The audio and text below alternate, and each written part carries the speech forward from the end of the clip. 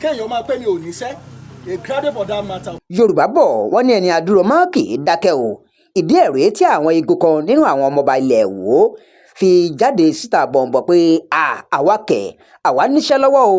àníṣẹ́ tiwa tá à ń ṣe kì í ṣe pé àìníṣẹ́ lójú ká máa ṣe àwọn nǹkan tá à ń ṣe yìí àwa ń ṣe èyí lọ́nà tó tọ́ ká lè bá a tó ìlú tò kí Ìwó lè bá a tẹ̀síwájú ni o torí pé Ìwó tá a mọ̀ Ìwó àlàáfíà ni kì í ṣèwò jàgídíjàgan ẹ̀já gbọ́rọ̀ látẹnu wọn. wọ́n sọ pé àwa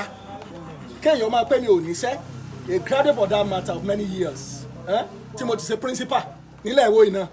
tí mo dá ilé iṣẹ́ sí tí mo dá school sílẹ̀ ìyẹn school college education mú ìdí college education tí mo mú wá sí Ìwó tí mo mú university wá sí Ìwó tí mo mú college education Ìkẹrẹ Èkìtì tí mo mú wá sáwọn tí wọ́n sì jẹ àǹfààní rẹ̀ tí wọ́n wà ní ìlú báyìí tí mo jẹ́ teacher tí wọ́n sọ pé àwọn tí wọ́n ṣe àbí ọmọọba Ọ̀ṣunwó Adédọjà tó jẹ́ alága pátápátá fún gbogbo àwọn tí wọ́n ń ṣe rẹ́gírẹ́gí ní Nàìjíríà ni ò níṣẹ́ lọ́wọ́ àbí Arólú tó jẹ́ pé ó dá lé iṣẹ́ òróró lẹ̀ ní ò níṣẹ́ àbí ọba Bísí Yusuf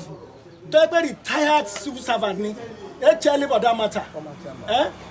ní local government náà sọ pé ọmọọba mọ́mí mi wá Amsat tó nílé iṣẹ́ tí ń ṣe ọ̀dà jáde ní wọ́n sọ pé àwọn tí ò níṣẹ́ ṣùgbọ́n wọn ọmọ pàwọ́ wá fi ààyè ńlẹ̀ kí gbogbo aráàlú ọmọ àṣejù wọn n ló fi jẹ́ pé láti bí ọdún kan àdáhùn gbogbo tí wọ́n ń sọ ni kì í ṣe páàmì ìṣòro àsìkò tí wàá tó báyìí wọ́n mọ̀ gbé ìṣòro wa ìwúwo yòókù details wọ́n tún ní kí là ń bàbá wa ṣe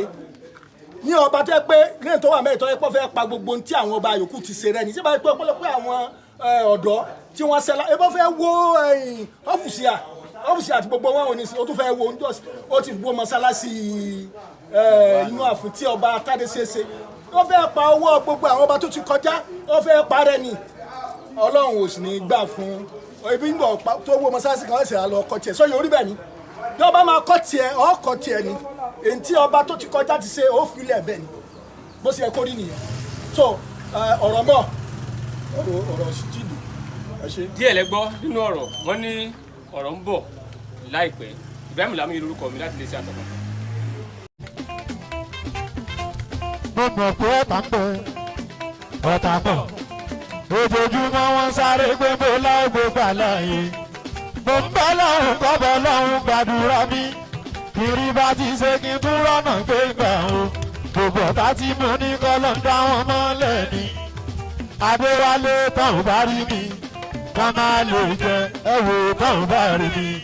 ká máa lè mú